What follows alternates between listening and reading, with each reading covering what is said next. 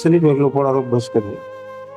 নিঃসন্দেহে যদি কোরআনের এক পাল্লায় কোরআন থাকে আর এক পাল্লায় লা ইলাহা ইল্লাল্লাহ মুহাম্মাদুর রাসূলুল্লাহ থাকে, তাহলে লা ইলাহা ইল্লাল্লাহ মুহাম্মাদুর রাসূলুল্লাহর ওজন বেশি হয়ে যাবে। তাহলে খেয়াল রাখবেন, আপনি যদি নামাজ সঠিকভাবে আদায় করেন তাহলে আল্লাহ আপনাকে দুনিয়াতেও ভালো রাখবে, আখিরাতেও ভালো রাখবে। যারা 5 ওয়াক্ত নামাজ সঠিক সময়ে পড়বে না, সঠিকভাবে আদায় করবে না, তারা দুনিয়ার ভিতরে কোনো না কোনো সমস্যার ভিতরে থাকবে। সে যদি কোটি কোটি টাকারও মালিক হয় তাহলে কোনো সমস্যায় থাকবেন।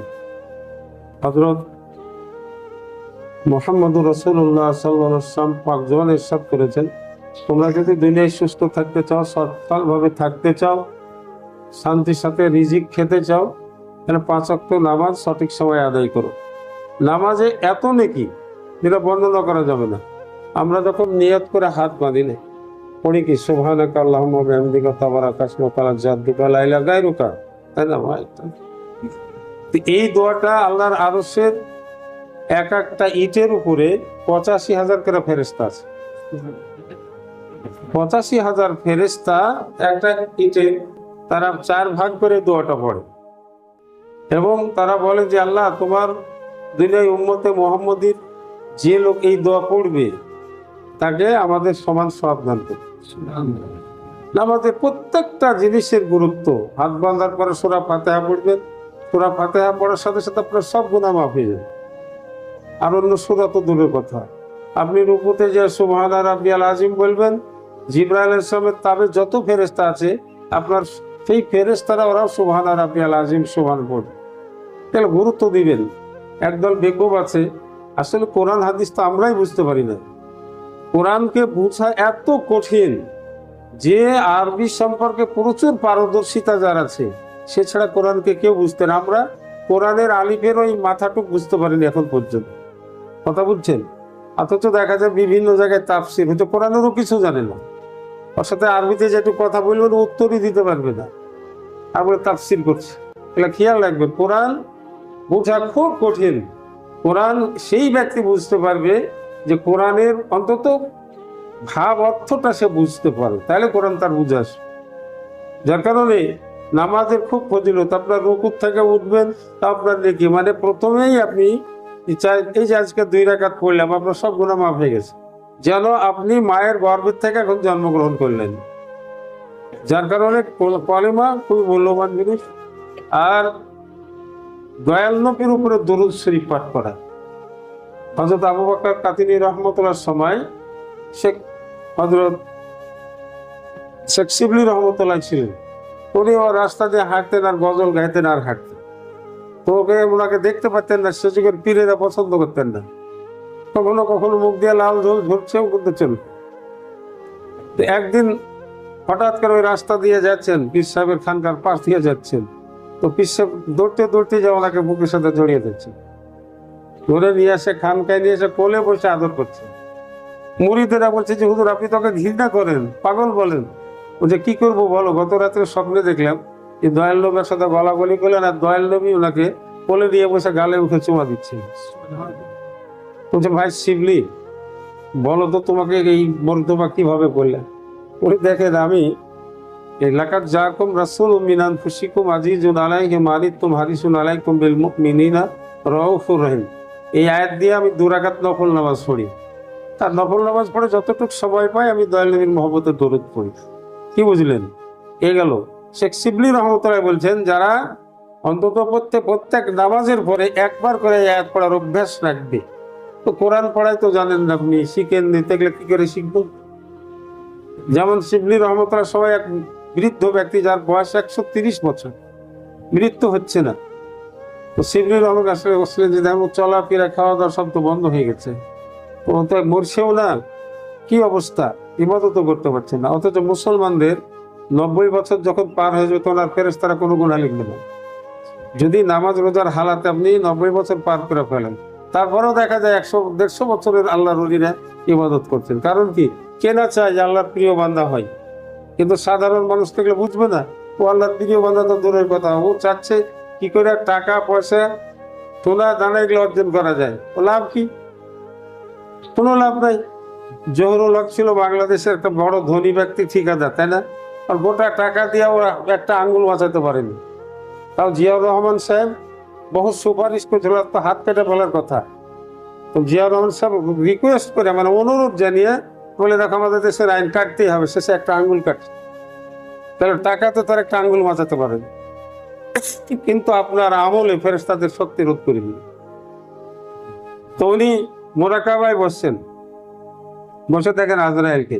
আজরাইল বারবার আসছে, ঘুরে পালিয়ে যাচ্ছে, বারবার আসছে, ঘুরিয়ে পালিয়ে যাচ্ছে। তো ব্যাপার কি আজরাইল, তুমি পালিয়ে যাচ্ছ কেন? বলে, কি করবো বলেন, আমি যখন আর জান কবজ করতে যাচ্ছি তখনই বলছে, এলাকার যাকুম রাসূলুম মিন আনফুসিকুম আজিজুন আলাইহি মা আনিতুম হারিসুন আলাইকুম বিল মুমিনিনা রাউফুর। আমাকে এই আয়াত আমাকে বাহির করে দিচ্ছে ঘরের থেকে। তখন উনি যা বললেন, ভাইজান আব্দুল গফুর, আপনি এই আয়াতটা পড়া বন্ধ করেন, কারণ আপনি কি চান না যে সুস্থভাবে আপনি দুনিয়া থেকে যান? বলে, আমি সুস্থ আছি তো। তখন আয়াত পড়া যেই বন্ধ করছে, সঙ্গে সঙ্গে জান কবজ করছে। এই আয়াত যারা নিয়মিত প্রত্যেক নামাজের পরে একবার করে পড়ে, তাদের বালার সাথে যুদ্ধ হয়। বালা নাজেল হলো, বালাতের আয়াতে লড়াই, এমন একটা আয়াত। তাফসিরে কাবিরের ভিতরে 160টাই এই আয়াতের ফজিলত আছে। আমি এই যে দেরি হয়ে গেছে, আমি তাফসির ইবনে কাসির পড়ছিলাম, মানে তাফসির পড়তে লাগে এরকম হয়, আর একটু পড়ি করতে করতে তাকিয়ে দেখছি ঘড়ির দিকে 5 মিনিট। তাড়াতাড়ি করে বাসায় ঢুকছি, অজু করছি, পাগড়ি বাঁধছি, আবার দৌড়তে চলে আসছি। আমি সময় নষ্ট করার চেষ্টা করি না, আপনারাও সময় নষ্ট করবেন না। যারা কাজের লোক, তারা রাস্তায় ধান কাটছেন, মনে মনে আল্লাহ আল্লাহ পড়বেন। ধান মারছেন, আল্লাহ আল্লাহ পড়বেন। না পারলে পড়বেন মনে মনে সুবহানাল্লাহ আলহামদুলিল্লাহ লা ইলাহা ইল্লাল্লাহ সুবহানাল্লাহ আলহামদুলিল্লাহ লা ইলাহা। এই জিকিরটা ধান মারবেন, কাটবেন, রিক্সা চালাবেন, অটো চালাবেন, মনে মনে জিকিরটা করবেন। মা খাতুনে জান্নাত ফাতেমাতুজ জোহরা বলতেছেন, যারা এই জিকির করবে আমি তাদের সাফাত করবো। বলেন তো, সুবহানাল্লাহ আলহামদুলিল্লাহ, এত বড় একটা আগামী জুমায় শোনাবো। যাই হোক, আমি ওটা যাচ্ছি না, একটু শিকার চেষ্টা করে মরার চেষ্টা করেন, শিকার চেষ্টা করেন। অনেকে আবার জিজ্ঞাসা করে, হুজুর আপনার এই রাহনুমায়ে কালিমাতি কি এই আয়াতটা আছে? তাহলে তুমি রাহনুমায়ে কালিমি পড়োই নি। রাহনুমায়ে কালিমি সেজরা শরীফের মাথার উপরেই লেখা আছে, লেখার যা তুমি পড়োই নি। অনেকে বলে যে হুজুর যে দোয়াটা মোনাজাত করে আছে ওটা রাহনুমায়ে কালিমিতে আছে। গুরুত্বপূর্ণ কিছু যেগুলো দোয়া, সেগুলো আমি রাহনুমায়ে কালিমিতে লিখছি। যার কারণে বইগুলো একটু আত্মপান্ত পড়তে হবে, দেখতে হবে যদি রাহনুমায়ে কালিম ছোট একটা বই, ওই বইটাই যদি কেউ বুঝা পড়ে, সে আল্লাহর ওলি হয়ে যাবে। চিন্তা করতে হবে, সবকিছুর ভিতরে লিখে দিয়েছি। তাইলে লাকাত যা কম, যারা কোরআন শিখ পড়া জানে না, যাদের মুখস্থ আছে, তারা তো আলহামদুলিল্লাহ তারা পড়বেন। আমি কখনো কখনো সময় পেলে 100 বারও পড়ি, কখনো সময় পেলে আমি 100 বারও পড়ি। যার কারণে এই একটা খুব গুরুত্বপূর্ণ। এই একটা পড়ার অভ্যাস রাখবেন, দুনিয়াতে আপনার খাওয়া দাওয়া, উঠা বসা, চলাফেরার কোনো অভাব হবে না। এই একটা বেশি বেশি পড়লে রুজি রোজগারে বরকত হয়, হায়াতে বরকত হয়, মানে এক কথা সর্বাঙ্গে বরকত হয়। এই কথাটা গুরুত্ব দিবেন। আল্লাহুম্মা আমিন। আল্লাহুম্মা সাল্লি আলা সাইয়্যিদিনা মুহাম্মাদিন আবদিকা নাবিয়িকা ওয়া হাবিবিকা ওয়া রাসূলিকা নাবিয়্যিল উম্মি ওয়া আলা আলিহি ওয়া আসহাবিহি ওয়া বারিক ওয়া সাল্লিম। ربنا تقبل منا إنك أنت السميع العليم. ربنا آتنا في الدنيا حسنة وفي الآخرة حسنة وقنا عذاب النار. ربنا لا تزغ قلوبنا بعد إذ هديتنا وهب لنا من لدنك رحمة إنك أنت الوهاب. اللهم اغفر أمة محمد صلى الله عليه وسلم. اللهم ارحم أمة محمد صلى الله عليه وسلم. اللهم أصلح أمة محمد صلى الله عليه وسلم. اللهم فرج أمة محمد صلى الله عليه وسلم. اللهم تجعل أمة محمد صلى الله عليه وسلم رحمة أمة. اللهم سلم أمة محمد صلى الله عليه وسلم. سبحان ربك رب العزة عما يصفون وسلام على المرسلين والحمد لله رب العالمين. آمين ثم آمين يا رب العالمين. بحق لا إله إلا الله محمد رسول। সুন্নাত নফল আদায় করি, তারপর তাবারক কাছে কিছু নিয়ে যাবেন।